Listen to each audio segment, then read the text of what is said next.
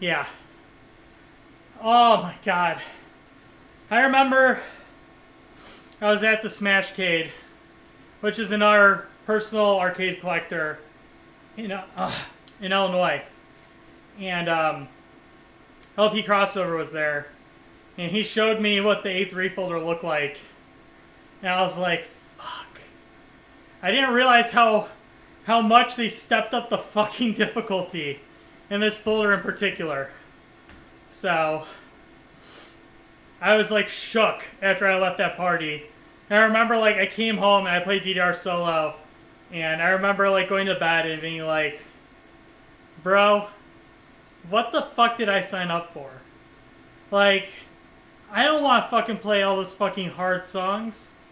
Like, what happened to DDR being like a fucking casual dance game? Like, now it turned into like fucking boss central of fucking hard ass charts. And there's fucking challenge charts that I would never fucking give a challenge chart. You need some of the expert charts where I was like, this is fucking overstepped. Jesus Christ. So, the A3 was just a fucking wild ride. Some chart, well, not some, many of the charts were so dense compared to like older games. So, that was just a fucking trip in itself. So, but I do want to take a moment and talk about my trip to getting this far. I know I have to go back and still play all the new challenge charts that they added to old classic songs, but oh man, where do I even begin? So, coming out of COVID, this is going to be a long story time, so buckle up. It's kind of important. So, I need to explain how fucked up my life was for a little bit here. So, obviously COVID happened. I wasn't living in Illinois anymore. I was in California. And back then I wasn't playing online at all. I was just playing on offline DDR A. But then COVID happened and stuff, and I was still doing live streams and stuff like that. But then once everything started opening up and the lockdown was much more lifted, I obviously had to go back to work, and that was really tough. Like, I want to cry thinking back to it. I'm in a it's kind of like a retail job. You know, I work with public facing in an entertainment venue back then, which was at Dave & Buster's. And I had to leave California for personal reasons. Some of it was to make my girlfriend happy, but it was also important because of stuff going on with her family and stuff like that. So, I had to leave California, unfortunately. And I was very fortunate at the time that there was a job opening at my old store. The old amusement manager quit. And that's really fucking unfortunate because he wasn't a very good amusements manager. I did a lot of his job for him when I worked at the store. So me leaving really fucked that store up. But when we reopened in California post-COVID, I obviously basically stopped streaming altogether because it's just not possible. Like, I was working 7 days a week. I had no staff. You know, most people quit during COVID. They didn't want to come back. And a lot of people were getting unemployment. They didn't want to come back to work. So I had to work 7 days a week.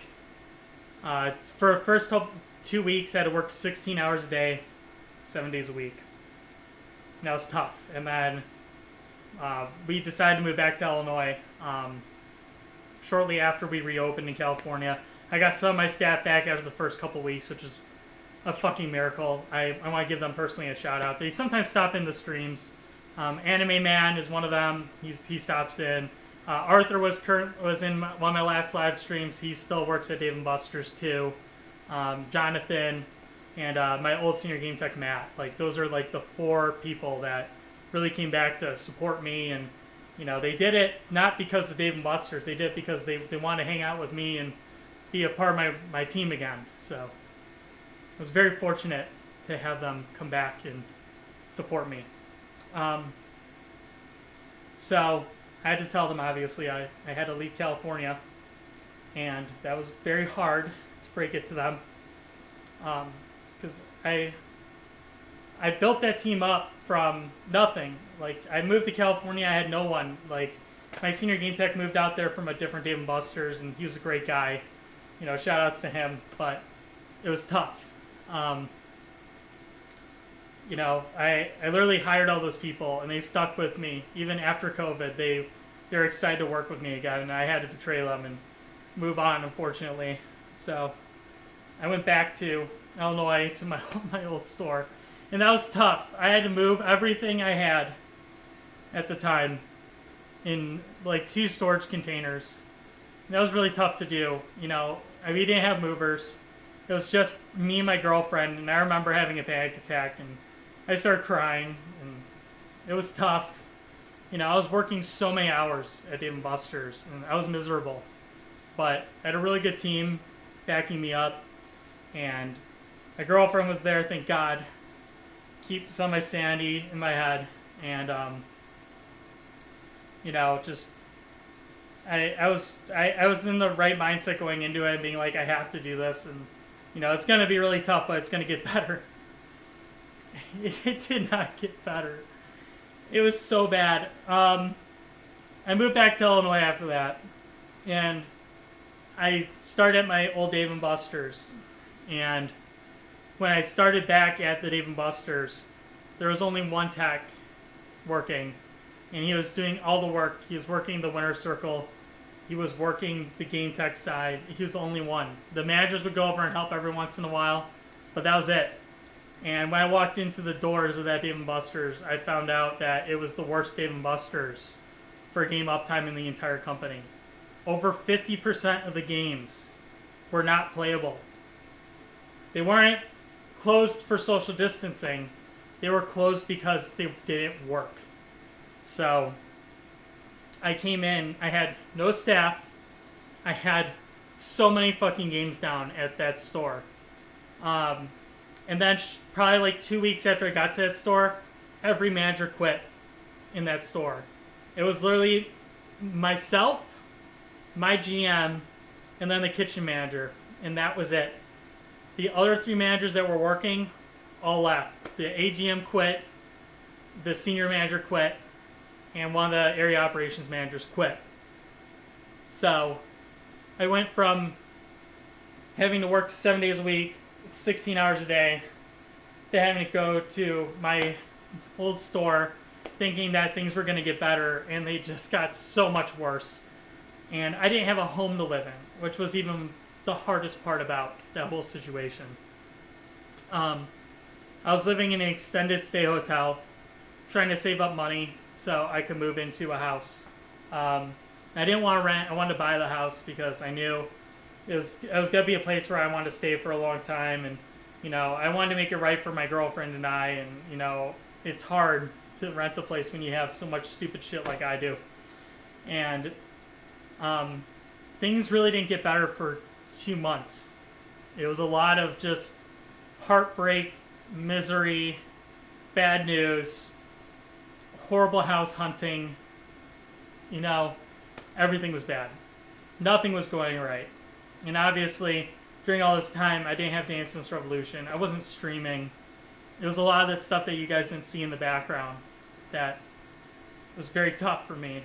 You know, it really tried me in my... It really tested my ability to cope with what life can throw at you and what it can fucking take away in an instant. It really fucking did. I will say that I'm very fortunate that I didn't lose anybody during COVID, but I felt like a piece of me during that scramble. It was very, very difficult.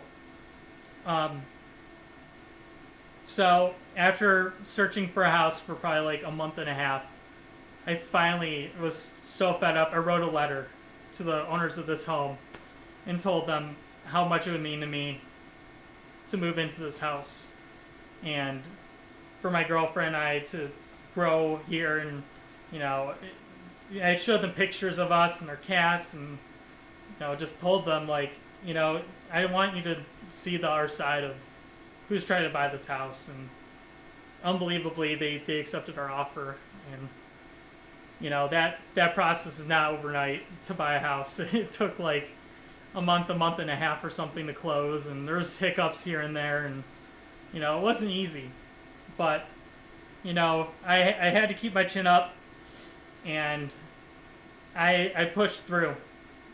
I did. I really fucking pushed through, dude. Slowly I started building up a team. I got Game Tech Chris that worked for me at my Dave & Buster's, and I'm super thankful that he was a part of my team, and he helped me keep my head on straight when things weren't going right. I know he was very frustrated in lots of aspects of Dave & Buster's, but at the very least I really appreciate his work and what he brought to my team and stuff like that.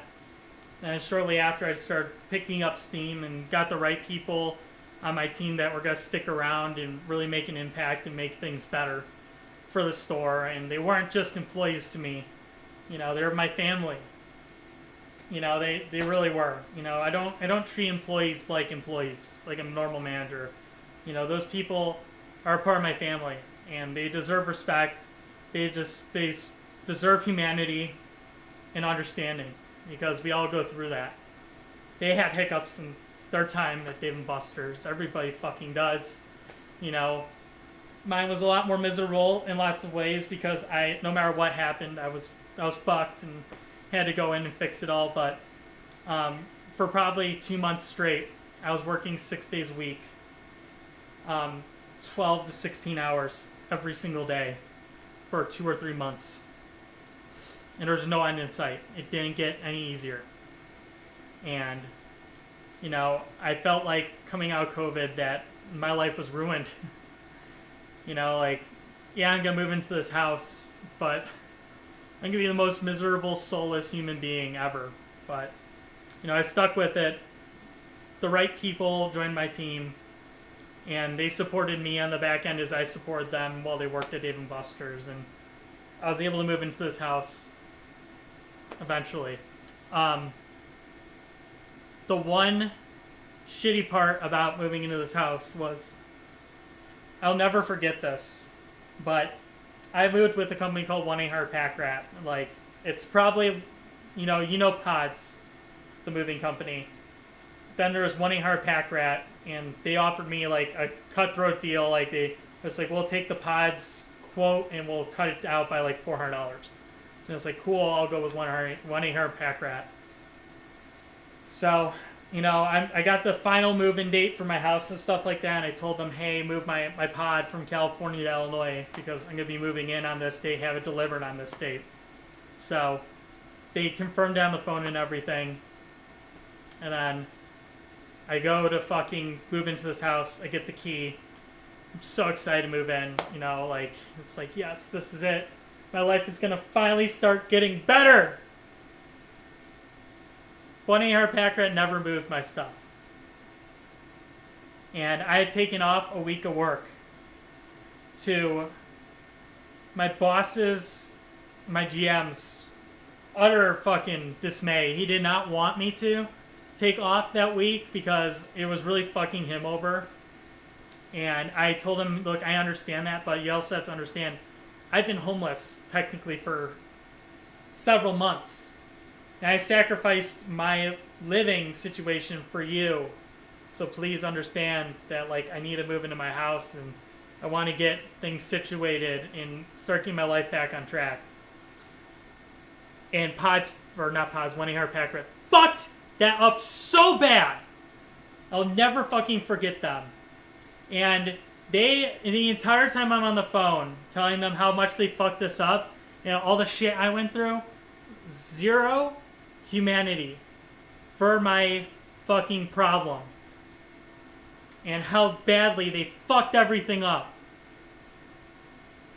So, I got moved in this house, and I had no furniture, no bed, nowhere to fucking sleep. And I checked out my hotel because I told them that my pod was coming in, and I was done living there. So everything was ruined. So my life just kept getting worse, it felt like. But given it like another couple months, few months maybe after that, I finally got moved in. Work started picking up. You know, I got a full team. We started getting some competent managers on our team and the right people in the right positions. And I didn't have to work 6 days a week anymore. And I could work 5 days a week like I'm supposed to.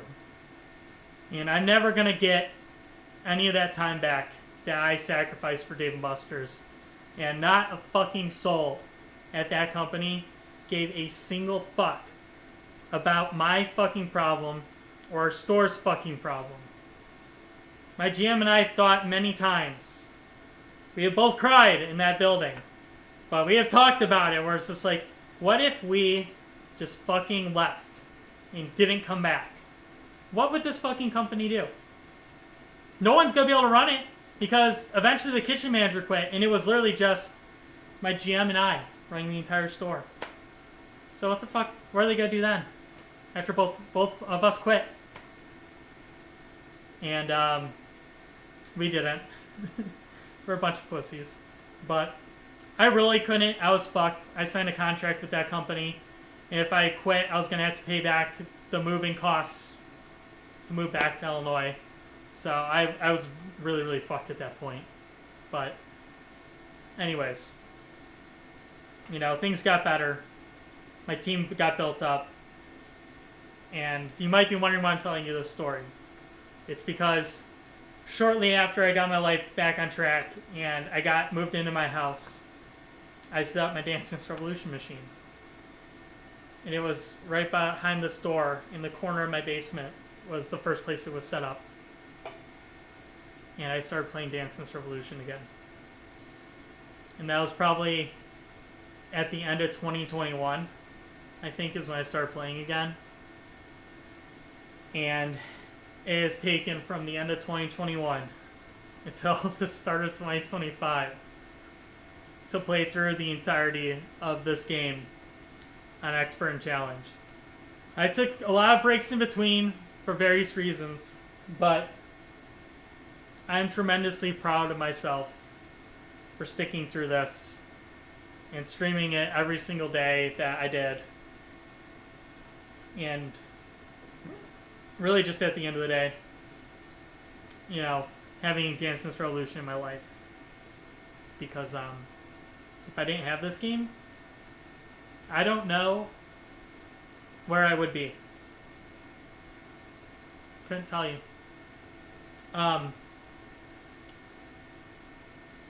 You know, the whole reason why I have the job that I do now is because Dance Dance Revolution existed. That got me my passion for amusement games. It got me my passion to want to learn about the technical side, how games work, the different regions around the world for amusement machines. And it is what built my brand to what it is today. So, yeah, to say that I'm very thankful for Dance Dance Revolution to be in my life is an understatement. This game has literally changed my life. And I really don't know where I would be in life without this game. I really don't. Could never tell you. I remember the first day I ever played Dance Dance Revolution. It was on DDR Max 2 on the PS2. I remember playing my first song, a little bit of Ecstasy on Beginner. And I never thought that I would still be playing this game from that moment to over 20 years later, still smashing arrows and having this game make an impact on my life every single day. And I wouldn't trade it for anything else. I really wouldn't. I mean, even just outside of amusement games and my job, it's shaped who I am as a person. It's made me meet amazing people. You know, not just in arcades, but just around the world. It's just incredible. So, I want to thank every single person, especially that tunes in and watches my streams, my YouTube content, and it's just always been there. Because without you, you know, you guys are just as big of a piece of me and my history of this game. And the reason why I'd like to come back and make more content and grind it out, you know, it's partially because of you guys. So, thank you. Yeah, sorry, I kind of really went off the rails there, and told you the full story of everything that has to do with this game and me, and what you guys didn't see during COVID. It goes a lot deeper than what I said here, but that's the TLDR version. You know, I was very much tested in 2020 and 2021 in lots of different ways. You know, I was in a completely different state away from everyone I knew. And then COVID happened. You know, I only had a few months to really get my life on track out there. And COVID came and threw a wrench in that fucking plan so fast. You know, and then we got bad news. And, you know, on top of that, like, oh, I didn't even tell this part. When I went back to my store in California, this part's really fucked up. So, Dave & Buster's had a realization in 2020 that they were losing managers left and right in California. And if they didn't put people back into their positions, that they were going to have no staff when stores go to reopen. So they had to take people off of furlough and put them back into manager positions in the stores and just work in there and do something. You know, a lot of the times they were doing Uber Eats, DoorDash. A lot of the amusements managers were just trying to fix up their arcade with parts that they had on hand, and, you know, making sure everything worked and everything was good, and making just store improvements while the stores were closed. So I remember the amusements president calls me probably 2 weeks before I got called back to work, and he called me and he was apologizing because he told me that every manager in my store quit, and I was the only manager left at my Dave & Buster's. And I was super struck by that and really down when I got that news. And I told him, you know, I'm sure it's going to be okay. You know, I didn't get to work with those people for very long, so I'm not super emotionally attached. I had a great GM, but at the same time, too, you know, Dave & Buster's is a family in itself. So, you know, whatever happens, you know, I'll make it work, you know, at the end of the day. And then 2 weeks later, I was literally about to call the people I was renting from and being like, I have to leave. The money's run out. If I have to stay here any longer, I'm going to have to start selling stuff that I don't want to, like my car. I might have to start selling my arcade machines. I don't want to get rid of any of this stuff. This is stuff that I need or I'm passionate about. I don't need to do that to be able to start living or keep living in California. I can literally just move back to Illinois and live with my mom temporarily until I get back on my feet and figure shit out. So around that time, immediately, the next day, they called people to go back to work at Dave & Buster's, even though the stores weren't open. You know, they didn't open for another 6 months, but I went back and I was the only manager to return to my store after it reopened. So yeah, that sucked. Yeah, I've been through a lot. It's so fucked up, just the shit I've been through. 2020 and 2021, man. I'll never forget those 2 years specifically.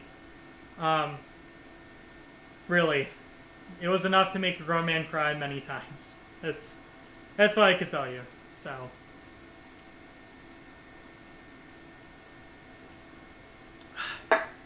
but just for a record, if I can get through that shit, anyone can. And you know, life might have beaten the fuck out of me in those 2 years. But I got up. I got back on my feet. And I'm still here. Still alive. Still kicking. And, you know, it just proves to you, you know, life is going to test you, but don't let it bring you down, because you're going to get right back up and you're going to be, you know, a better person through those scars. So don't ever give up. Live on, and, you know, this can be a story you'll tell your children one day. So, but yeah, I wanted to share that story with y'all because it's definitely a part of my legacy with Dance Dance Revolution, especially in the time frame of me playing through A2O to A2O Plus to now A3. And it coming full circle and being complete now is absolutely crazy. So, yeah. So thank you guys again for everybody in the chat, and the people that are watching this, you know, post me finishing the game and stuff like that, or on YouTube. Just know my heart goes out to every single one of you, and without you guys in the support, you know, I don't know where I would be today. I might have given up DDR a long time ago. Maybe when I moved into this house, I would have just been like, fuck it, I'm going to sell that game, and now's the time to quit. But I didn't. It's mostly because of you guys. So thank you. Damn. That got pretty deep pretty quickly. But, you know, after 2021, going into 2022 and 2023 and 2024, you know, life was good. You know, 2024 was definitely awkward because I left Dave & Buster's and the team I built there, you know, and that was tough. That was another time where I cried like a huge pussy. I cried in front of all my managers. I cried in front of my general manager. I cried in front of my senior game techs, my techs, my Winner Circle staff. I cried in front of all of them. They cried in front of me too. You know, I really love and support every single one of those people, and, you know, they're not employees, they're family. I can say that still to this day. And it was very tough to leave them behind, but I think that my life is going to higher places, and I'm going to be making big impacts on this industry in the next couple of years here if I just stick with where I'm at now. So, yeah, it's going to be interesting to see what the rest of 2025 brings. So, I hope y'all are there for the ride as well. These streams are obviously not going anywhere either. And I have a trip to Japan planned for May. So, overall, everything is going to be, you know, business as usual. So, I hope you're here and you continue to support me for the next 20 years, or, you know, maybe whenever I'm done eating a fucking pizza and I have a heart attack and die, maybe support me up until that point. I love me some bacon cheeseburger pizzas. Oh, man. But seriously, our work is not done on this game by any means. I still got quite a bit of content to play through on double. The grind isn't going to stop. I want to get to 4,000 perfect full combos in the next couple of years here. And I think it's definitely possible. I mean, just from fucking PFC number 3,000, I got 137 more perfect full combos since then. That's insane. It's a crazy number. So, the grind's just going to continue. And I'm going to grow as a person. And hopefully my channels and my community grows as well. So, but thank you, every single person, from the bottom of my heart. It really means a lot to me. And we still got to play through some of the challenge charts as well. So that'll be something to look forward to starting next week. And now that I'm done with the A3 folder, I can finally get my hair cut. My hair is quite long. Just for the record, I'm going to show you how long it actually is, my bangs. That is how long my hair is. It's very, very long. I've never had my hair grow this long, ever. And mind you, it's just like the one side of my bangs, because like this is like a comb over like haircut kind of deal. But I let it grow out way too long. Like, it's not supposed to be this long. But I said that I would get my hair cut when I was fucking done with the DDR A3 folder. So now I'm gonna go get a haircut also at some point. But yeah. So good stuff coming our way.